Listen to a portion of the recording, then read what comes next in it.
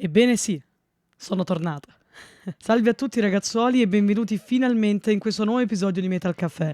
Mi dispiace veramente tantissimo e mi scuso con voi per questa assenza prolungata di 2 mesi, credo, e spero vivamente non si ripeta mai più un periodo così lungo tra un video e l'altro. Prima di iniziare con il video vero e proprio volevo annunciarvi che il 17 agosto è uscito il nuovo disco di Pearl, che si chiama E poi tacque, un disco a mio parere bellissimo a cui ho avuto l'onore di prestare voce e testi. Se siete interessati andate ad ascoltarlo su Bandcamp, stiamo lavorando duramente per potervi portare una copia fisica e il vostro supporto è sempre ben accetto in questi casi, quindi se vi piace il disco per favore supportate.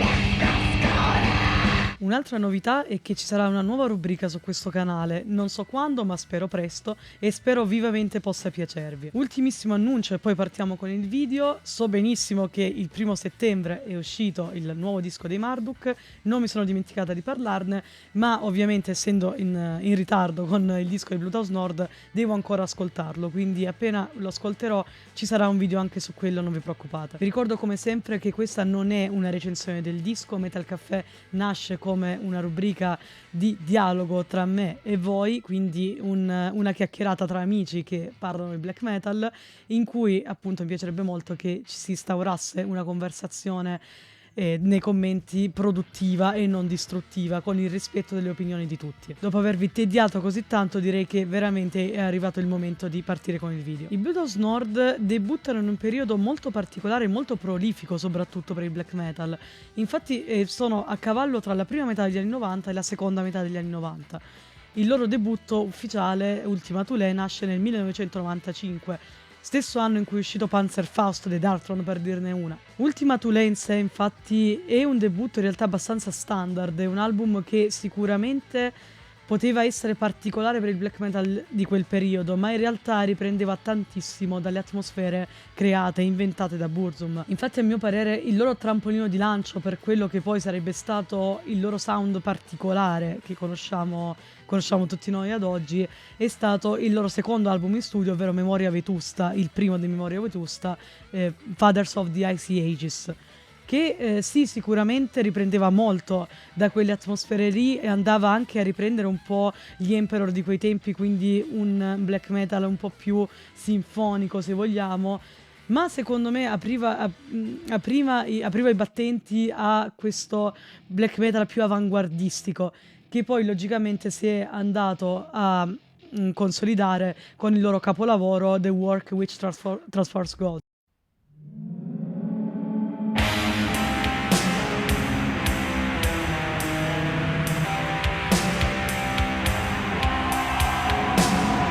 Personalmente parlando amo molto i Bloodhouse Nord e purtroppo non tutti i dischi, diciamo che per quanto mi riguarda ci sono alti e bassi nel loro approccio, anche perché come saprete hanno due approcci differenti, hanno quell'approccio appunto tipico di dischi come i vari Memoria Vetusta, un po' più standard, un po' più black metal standard, mentre hanno quel tipico approccio tipico appunto della saga di Disharmonium, ad esempio, oppure anche di 777, quindi questo approccio un po' più avanguardistico, un po' più particolare. Non sto citando Mort semplicemente perché diciamo che Mort era più un esperimento in sé, non lo definirei neanche black metal puramente parlando, non aveva neanche questa base black metal, era proprio qualcosa a parte, che o ti piace o non ti piace. A me personalmente piaciucchia, nel senso che l'ho ascoltato volentieri in questi ultimi tempi, ma non è uno di quei dischi che ti porti dietro, per quanto mi riguarda ovviamente. Mentre appunto The Work Which Transforms God per me è uno dei loro capolavori assoluti, va a sposare quel loro modo molto particolare di intendere il black metal con quel loro modo più tipico. Per quanto mi riguarda apprezzo entrambi i loro modi di approcciare il genere, sebbene possa comprendere che ad alcuni non riescano proprio a digerire questo modo particolare di fare musica. Ma allo stesso tempo penso che i Blue House Nord, nonostante questa pecca, tra virgolette, questa cosa, questa loro particolarità che non li fa elevare a capisaldi del genere, purtroppo, perché secondo me se lo meriterebbero. Al voto loro hanno influenzato altre band, tra cui lo stesso Burzum, da cui loro magari avevano preso, ma tanti album di Burzum contengono al loro interno ehm, alcuni riferimenti agli album di Brutus Nord, quindi è tanto dire. Non fraintendetevi, so che comunque sono una band importante, tra virgolette, sono una band che comunque è anche molto amata, ma a mio parere non quanto lo meriterebbero, proprio per questo loro modo così particolare di fare musica che a non tutti può piacere, ovviamente.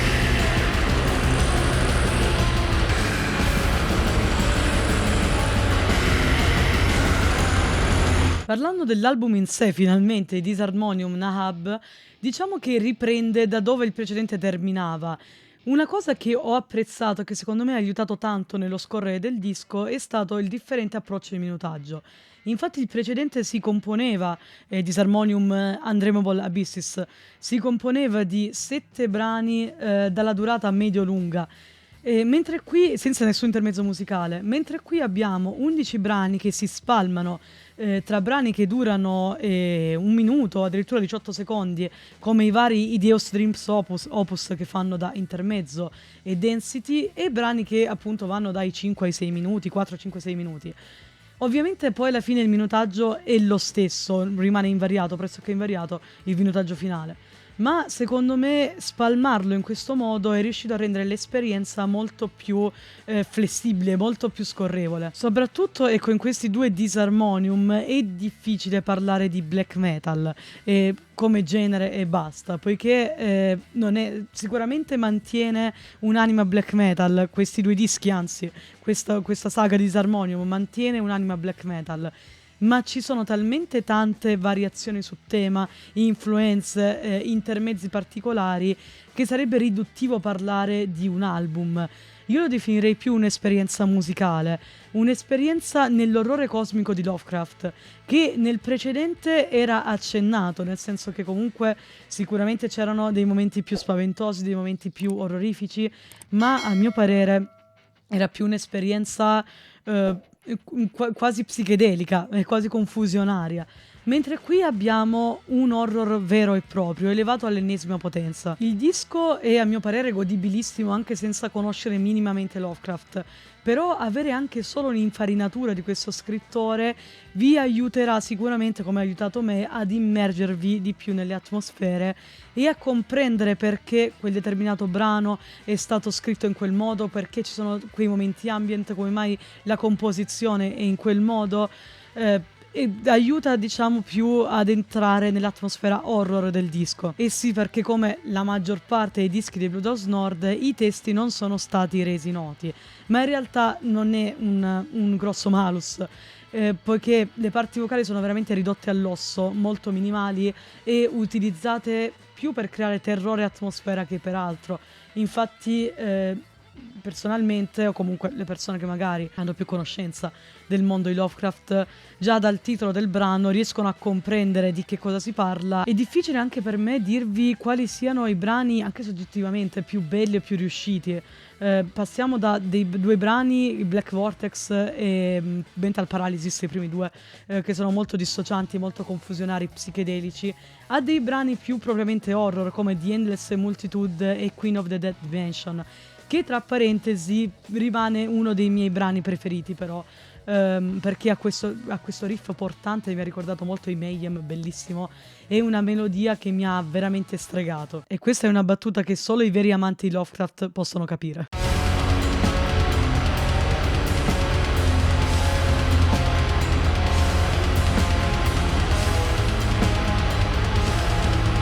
Ma anche poi Black Vortex è un brano bellissimo, un concentrato di riffing dissocianti, dissonanti, screaming perfetti, meravigliosi, che vanno a centrare tutti insieme il punto di quello che si va a parlare. È appunto un brano che ti circonda, che ti fa entrare in questo Black Vortex e non ti lascia più.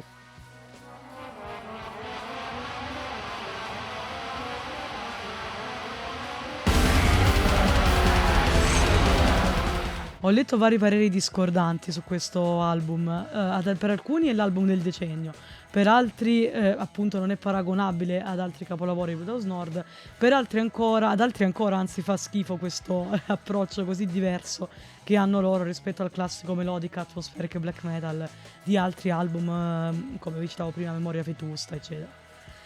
Io vi dirò, se dovessi rispondere su due piedi qual è il mio album preferito dei Brutus Nord, vi risponderei senza pensarci la prima incarnazione di Memoria Vetusta, quindi Fathers of the Icy Ages, che l'ho veramente amato.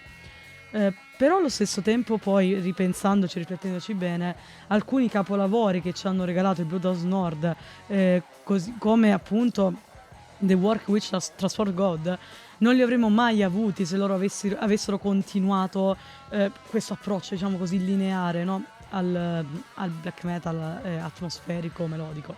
E devo dirvi che secondo me loro danno il meglio della loro musica proprio quando non sono vincolati da varie regole, da standard black metal. Infatti capolavori come vi dicevo prima, The Work Which Transformed God, ma anche gli stessi Disharmonium, che per me, io li considero un unicum, per me è un unico disco che inizia con Unrainbow Abysses e continua adesso, non so se ci saranno altre incarnazioni, però per ora continua con Nahab, e sono dei capolavori a tutti gli effetti, sono dei dischi o un disco, un unicum, non so come vogliate considerarli voi, veramente assurdi, fantastici, spettacolari, che se loro si fossero affossati e ancorati a quello che la gente chiedeva, probabilmente non li avremmo mai avuti all'interno del panorama musicale odierno. Per quanto mi riguarda, sono stata felicissima di aver ascoltato questo album ed è uno di quei dischi che sicuramente mi porterò dietro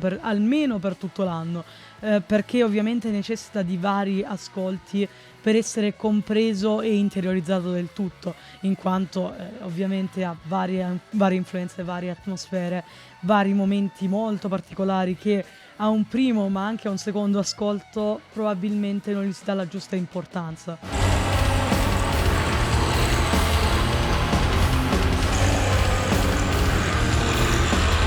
Ora ovviamente voglio sentire la vostra opinione, il vostro parere, perché ovviamente Metal Caffè esiste per questo. Quindi scatenatevi nei commenti senza possibilmente scannarvi, andando a dare ognuno la propria opinione senza denigrare gli altri.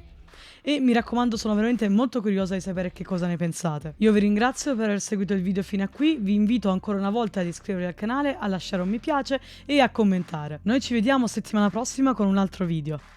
Lead the Fire!